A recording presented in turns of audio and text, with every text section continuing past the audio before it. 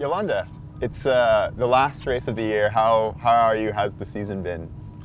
Yeah, I'm good. I'm happy to be here. We're having a really good time with the team. Everyone's in a good mood, and it's very nice that we could arrive early here. We were here already more than a week before the race, so that gave us some time to go on some fun rides and hang out with the team, so it's great. And for the people who don't know you, I feel like we've been best friends forever. Maybe tell everyone at home a little bit about yourself. Like, who are you? Like, what discipline do you race? Yeah, I race cross country. That's my bike. And yeah, I'm from Switzerland. That's nice. Yeah. At all the championships, I race in the Swiss jersey, and at all the other races, I race in the Trek jersey that has also the Swiss flag. But yeah, for Trek. Perfect. And where did your love of riding come from? Do you remember kind of growing up when you started loving riding bikes? Yeah, I think it was, for me, it was very social always. We always rode with a group of friends. So in fact, my parents started this group ride and they ran it every week, all year long, in the winter, in the summer, and we were just a bunch of kids, and it was so much fun. They were all my best friends, and I couldn't wait the whole week at school. I couldn't wait to go back out for the group ride. It was every Wednesday afternoon, so that was just the best part of my week, and I was loving it so much. And at the weekends we would go to the races together and be there with a campervan and do the races, and it was just so much fun with everyone. So to me, biking was always a synonym for fun.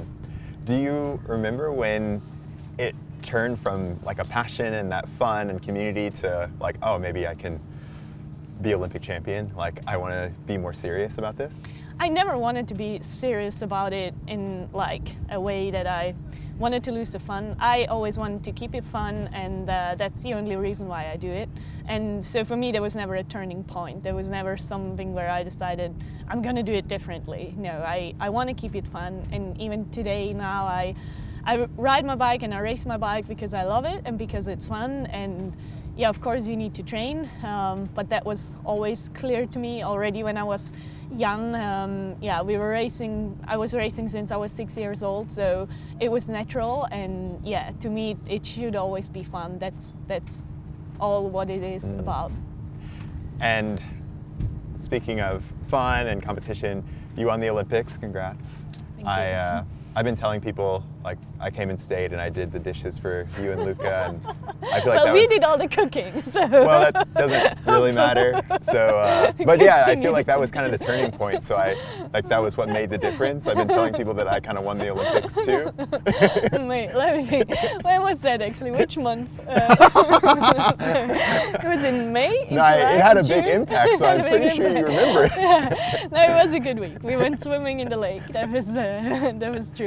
No, it was a good week. I think that was after Leogang already. Yeah. So yeah, it was like in the 6 weeks before the Olympics. So, yeah, exactly, the turning point. Yeah. Did you ever think that you would be Olympic champion? Like, when did that? No. How long has it been a dream of yours? No, that's not how I think I would put it. For me, it was always a goal to be world champion and to win World Cups. That was always a very clear goal for me, something that I would work towards. But the Olympics, to me, that's something that's so big you can't, I don't know.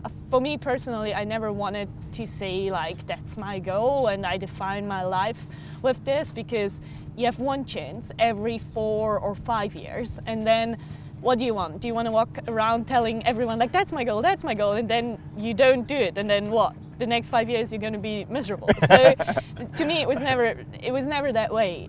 It was always like kind of too big as to be a goal. I was thinking like, yeah, of course I train, I do whatever I can, but either it will happen or it won't. Yeah. I'm not gonna like stress myself out about that race. Like racing my bike and living as a pro, like calling bike riding my job, that's such a dream, that's a privilege, and it doesn't really matter, yeah, do you win this race, do you win that race, but just to be able to live that life and to ride your bike. And yeah, I mean, we can invite people and have a good time together. You can have food with us. No, but like, you know, that's a lifestyle. Yeah, totally. That's a whole thing that comes with it. And if I would be working in an office, I would never hang out with you, you know? Yeah. Like, we would never, I meet people from all over the world. I get to travel the world. I get to, yeah, hang out with anywhere on the world with people from everywhere from the world. And I think that just all, yeah, comes together, and that's worth so much more than, yeah, of course it's great when you can win the Olympics, Yeah. it's fantastic, but like what matters to me is the lifestyle. Yeah, I couldn't agree more. Like just the process of living this life and like all of the opportunities. So the reason we're here is because you and Trek are giving away a bike to Grow Cycling Foundation, and our mission is to increase diversity and inclusion in cycling. And I thought it would be cool to kind of hit some of our pillars, which is education, access, and opportunity, and kind of see how that impacts your life. And so you were just talking about the opportunity piece. And I think as kind of fans, we think of all the opportunities that you get on the bike, like riding these incredible places, but what are some of the cool opportunities that you've gotten off the bike because you ride bikes? Well, I guess I'm healthy. I'm very aware of what a healthy lifestyle is, what it means to be active, what healthy food is, and it's fun to me because it makes me feel good, and that's what I want to do. And I think that's a great opportunity, that you get access to all that knowledge, even that you know what is even good for your body, and yeah, how much sleep do you need, how much recovery do you need, what can you do in the mountains, what can you do, you know, how you can move, all that knowledge. And I feel like that's something I definitely got thanks to cycling, that I realized like, wow, you have so many opportunities in life, you can do this and that, and like life feels so good when you're active and move, and so I think that's something that like cycling gave me, that whole access to that world. Yeah, totally. And I think on the access point, like the proceeds from this bike will go to fund a pump track in Inglewood in Los Angeles. And for you growing up, what did access to trails and access to riding mean to you? So in Switzerland, we don't have really trails just for mountain biking in most of the regions. In some bike parks we do, but most of it's hiking trails. So they happen to be very technical and very difficult to ride. And you also learn to have respect for the hikers, because whenever there's a hiker, you stop and like let them pass. And so it's like, I think the cool thing about cycling is you can do it anywhere in the world. All you need is a bike. And you don't need a swimming pool, you don't need a track and field thing. Like, you can just take your bike and ride literally anywhere in the world, and that's what I love too. I get to discover so many places, and the forests are different everywhere, the mountains are different, you can ride through the city, you can explore a city, like you can go anywhere by bike, and that's what I think is so cool. Like, basically once you have a bike, you're in it. Yeah, right. It's so true. Like, somebody can buy a bike, ride it, get good, ride that same bike around the world in different competitions. And thinking about education around how you understand where those opportunities are, did you have any role models growing up, any women or heroines? Well, I think my role models were probably my parents when I grew up, or my dad, because he was racing a lot, and I always looked up to what he did and how he raced and how he trained and whatever he did. And I train with him a lot, like when I'm home almost every day, and he's still very fit. So Super fit.